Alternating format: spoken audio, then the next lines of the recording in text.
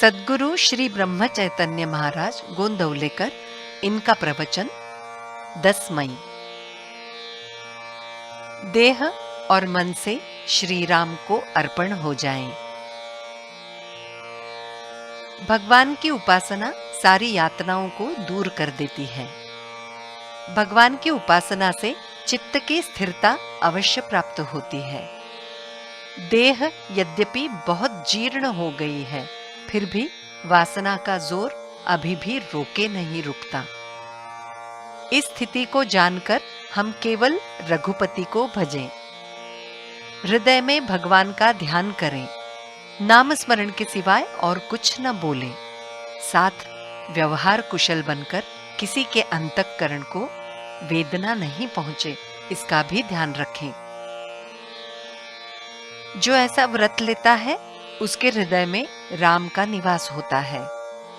मैं राम का हूं, राम तुम मेरे हो, यही अखंड लौ लगी रहे। हम जी जान से राम से प्यार करें। अब मुझे इसके सिवाय और कुछ कहना नहीं है कि हम राम के बिना न जिएं। जो होने वाला है वो होके रहता है और वो भगवान की इच्छा से होता है, ऐसी धारणा होना ही उपासना है। जिसे अखंड राम सेवा का लाभ हुआ उसकी माता धन्य है। स्वार्थ रहित राम सेवा ही सबसे बड़ा लाभ है। राम को मन में धारण करो, मानस पूजा में उसका ध्यान करते जाओ। वाचा से भगवान का नाम लो, काया से भगवान की सेवा करो, चित्त में भगवान का ध्यान हो, स्वयं राम को अर्पित हो जाओ। इसके सिवाय अन्य कोई भी सेवा नहीं है, यही सबसे बड़ी सेवा है। उपासना दृढ़ हो, उसमें किसी भी बात की शर्त ना हो। उत्कट भाव से उपासना होने पर मन स्थिर होगा। हमारा जीवन जिसके हाथ में है उसकी सदा संगति रखें। जो भी करेंगे उसके साक्षी परमात्मा होते हैं, ये ध्यान में रखें।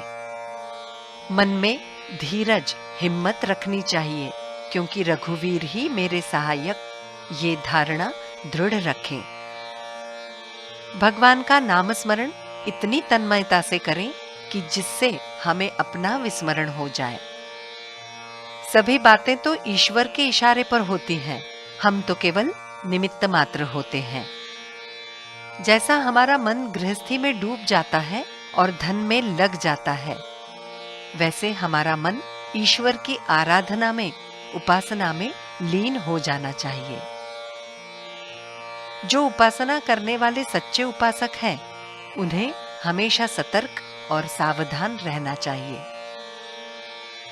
जब हमने आज तक दृढ़ता से उपासना की है, तो भविष्य में भी उसमें न्यूनता नहीं आनी चाहिए। सबका कहना सुन लो, लेकिन उपासना में खंड या बाधा मत आने दो। राम ही मेरा लेने वाला देने वाला है, ऐसा मानकर राम ही मेरे आसपास इर्द गिर्द है, ये जानो। राम के सिवाय विश्व में कोई दूसरा नहीं है, ये भावना दृढ़ हो। सद्गुरु की आज्ञा को प्रमाण मानना ही प्रभु राम की सेवा है।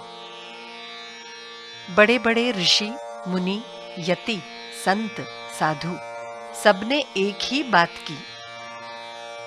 वे प्रभु राम से क्षण भर भी अलग नहीं रहे। प्रभु राम पर पूर्ण विश्वास रखें। उपवास या ताप न करें। उपासना में लीन होने का अर्थ ही राम के सन्निध रहना है। स्वार्थ रहित सेवा से ही ईश्वर प्राप्ति होती है। जो भी कुछ होता है ईश्वर की कृपा से होता है, यही विश्वास हम में हो, इसी से संतोष होगा। जहां ईश्वर की आज्ञा से सब कुछ होता है, वहां सामान्य आदमी की क्या हस्ती। अतः परमात्मा जैसा रखेगा उसमें संतोष मानना चाहिए। जानकी जीवन स्मरण जय जय राम।